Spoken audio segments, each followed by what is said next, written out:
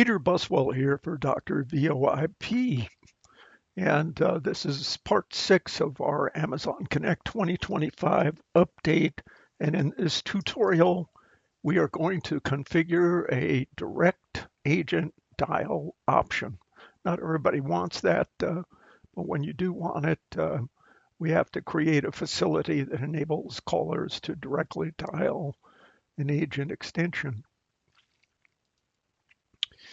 The solution goals are to use the contact flows that we have previously used in this series. So you may want to go back to part 2 and review that. These were originally very simple contact flows, and with each successive addition, we're increasing the sophistication of the contact flows. So we're going to modify the main greeting in part 2 to enable a caller to enter an extension number. This is going to require that we revise the front end, that we create a database of agent extensions.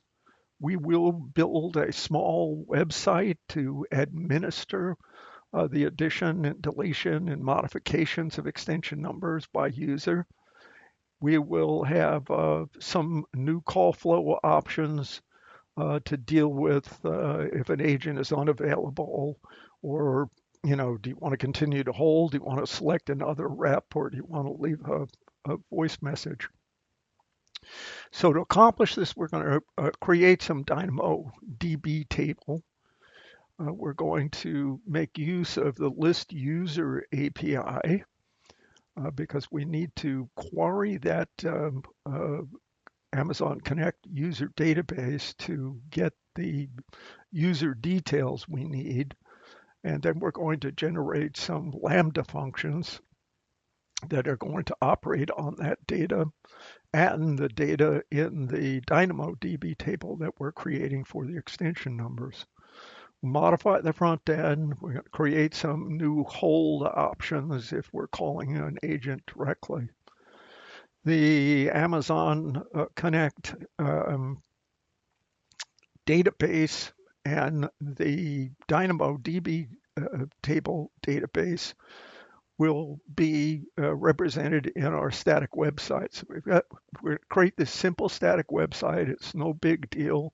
This is not a web development tutorial, but you can't get anything more simple than a straightforward static website. And that's all this is: an HTML file and a JavaScript file and an API gateway to connect this front end with the back end server lambda functions that are helping implement the solution. So here you're seeing a username, last name, first name, email address, and a place to enter the extension number. And again, we're pulling data from the Amazon Connect user database as well as the DynamoDB table. And again, we're not going to spend a lot of time on how to create these tables.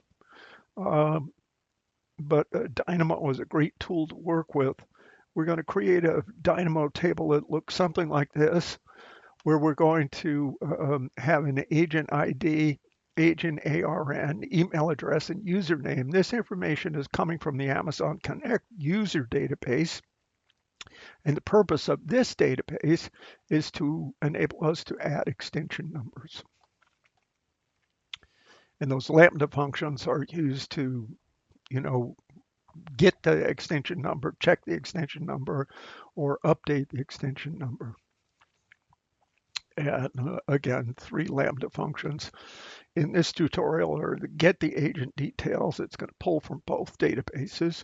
Update the extension number is when you add an extension number or change an extension number. And when a caller comes into the system and enters an extension number, we want to go check and see if that's correct. And if it is, we want to pull back the agent ARN so that we can route the caller to the agent. So with that in mind, let's jump in and look at an actual call flows and server-side support. Let's just take a quick look at some of the belts and suspenders here for this application before we look at the actual call flows. So there's an API gateway. Again, not a tutorial on how to build this stuff, but this is a very simple gateway. It has a get function that's going to interact with the lambda entitled get agent details. And there's another one called update extensions. That's about it. The agent details database, this is a DynamoDB table. You can see it has username, email address, agent, ARN, which is big long string, agent ID, and the extension number. When no extension number exists, it's going to put a -1 in here, keeping in mind that this is also our primary key. So again, not a tutorial on DynamoDB.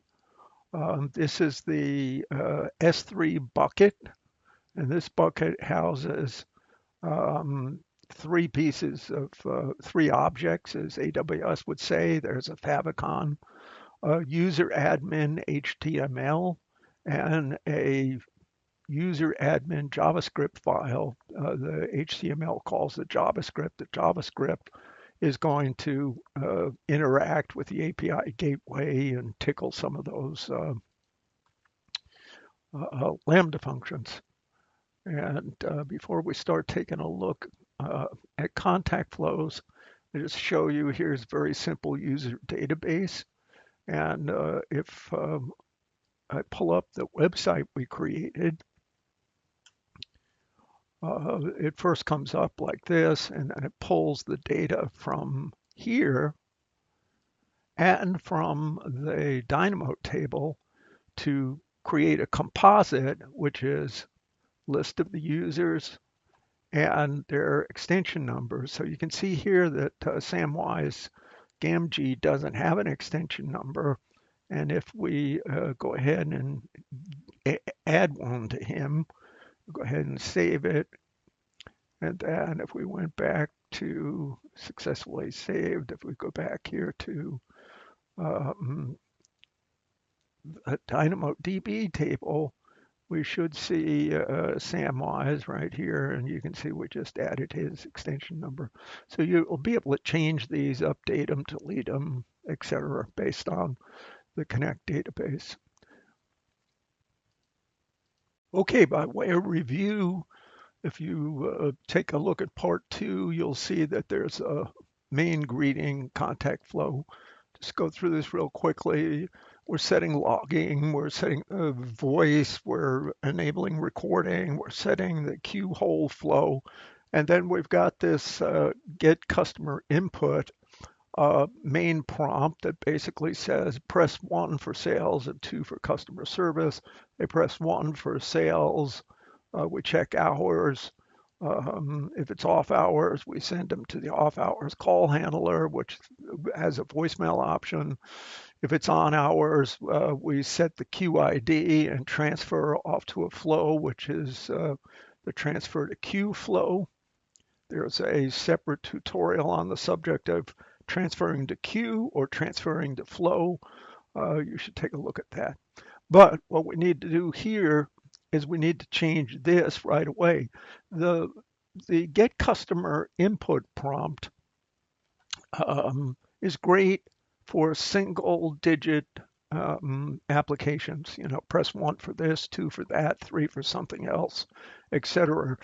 You just have a single digit. Well, we want to change that. So we can't use this get customer premise anymore. So what we're going to do here is, in the interest of time, I've already gone ahead and created something. This is called a main greeting with DID. And I want to keep this one because I'll show you how we're going to use this a little bit later. But right now, we're going to open this guy. And the setup is still the same. But here's the first change. Get customer input has been changed. Wait a second, I'm still in main greeting. I don't want main greeting. I want main greeting with DID. So the setup is still the same, but we've changed the get customer input to store customer input. And the reason for that is, as you'll see here, we play a prompt, thanks for calling. If you know your representative's 3-digit extension number, enter it now, or otherwise, please press 1 for sales and 2 for technical support. Now this, I picked 3 digits. You can have 4 digits, 5 digits, whatever you want. But here, that's the purpose of this. It enables you to collect more than 1 digit. In fact, you set down here the number of digits. So I've got it set to 3. So if they're entering more than that, it's going to error. And I give it 5 seconds for a timeout. So what happens then? As soon as we collect that information, we're going to set a contact attribute. I named it route key. And you'll see that we're getting it dynamically from the stored customer input. So whatever was entered here for store customer input is now going to be assigned a value called a route key. At that point, we're going to check the attributes to figure out what they wrote in. Did they press 1 for sales or 2 for support? Or if it's equal to or greater than 100, that's why I picked 3 digits, right? So if they press a 1, we're sending them to sales.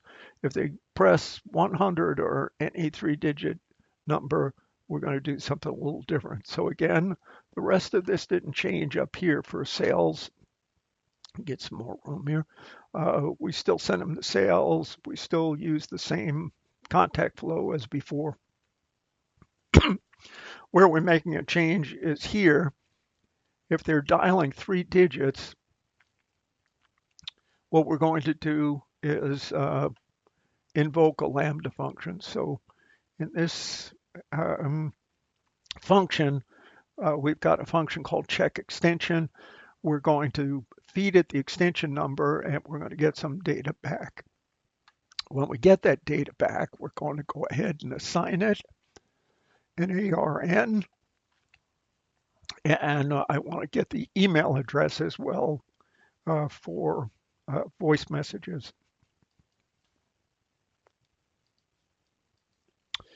And then we transfer, we could transfer it to queue, but as we've discussed in the previous module, I don't like to transfer to queue. I want to transfer to a contact flow that can handle options about that queue, and we'll look at that in a minute. In the previous version, it was transfer to queue was the call flow, and now we're going to go to a call flow entitled transfer to agent. There's some belts and suspenders over here that deal with looping back up and asking them to re-enter it if we didn't understand it, or there was some inability to pull that extension back. So that's the main greeting revision. Let's go take a look at how we're going to handle transfer to agent. This is what that call flow looks like. We're setting the working queue, but in this time, the working queue is going to be set dynamically to agent ARN, right? You have the option here to set it by queue or by agent, and we've selected by agent, and we're going to pick that agent by inputting the contact attribute that we set in the previous contact flow. It's called agent ARN. At that point, there's some contact attributes covered in the previous presentation on express mail. I think that was part 5, and we just get them out of the way right now. We set the call hold flow, and then the first thing we're going to do is check to see if the agent is available. If the agent is available, we just transfer to that agent's queue. If the agent is not available, then we're going to check to just make sure he's logged in and working. which would be to check for online status. And again, we're checking by agent using the agent's ARN. If the agent is on the phone, for example, this is going to be true, and we will play a option here that says your selected representative is currently on the phone with another client. You can press 1 to leave a voice message or 2 to select another team member.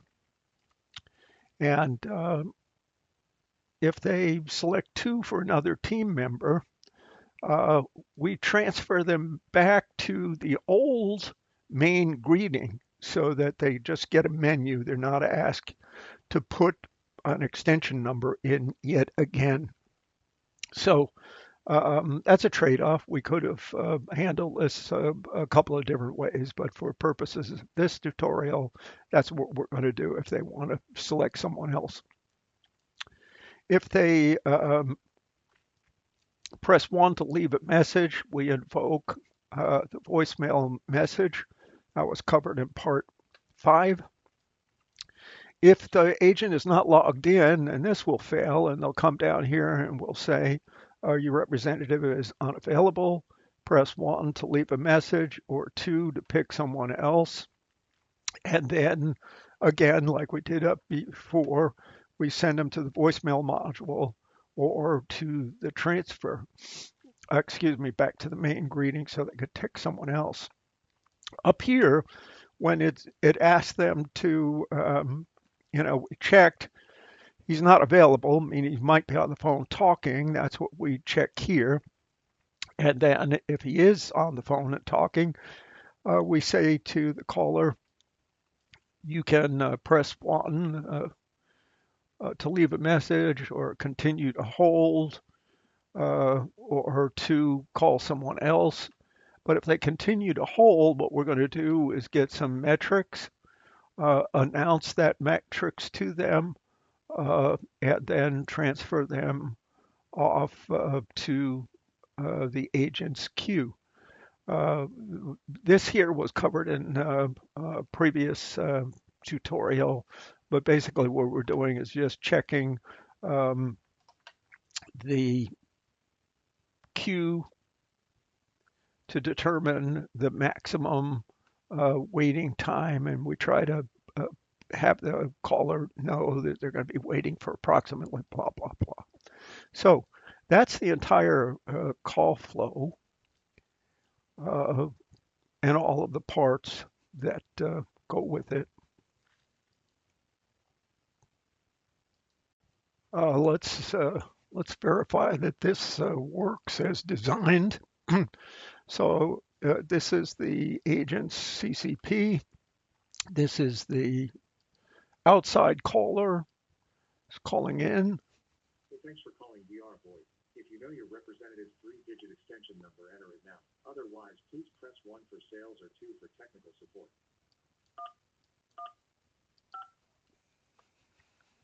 Thank you for calling.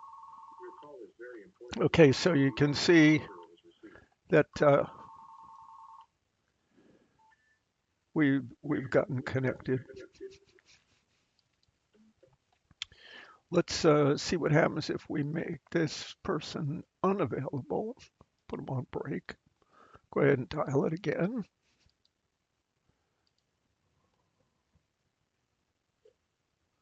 Well, thanks for calling DrVoIP. If you know your representative's 3-digit extension number, enter it now. Otherwise, please press 1 for sales or 2 for technical support. Your selected representative is currently on the phone with another client. You can press 1 to leave a voice message, press 2 to select another team member, or you can continue to hold until your representative becomes available. So since we are going to hold, and I'm going to go put There the... are less than 5 contacts ahead of you, and your approximate maximum wait time is 25 minutes. Thank you for calling. Your call is very important to us. And I put them in available. And I put them in available. So let's check one additional capability, which is what happens if this guy has completely logged out. So I'm going to go ahead and log him out. And we should get a completely different response here. Hey, thanks for calling DrVoIP. If you know your representative's three-digit extension number, enter it now. Otherwise, your representative is currently unavailable. You can press 1 to leave your representative a voice message, or you can press 2 to select another team member. We will begin to record your message after the tone. When finished, you may hang up. Your voicemail will be saved and delivered to a representative. Well, that's the configuration for direct dialing an agent, and I hope you have found this informative. I thank you for viewing.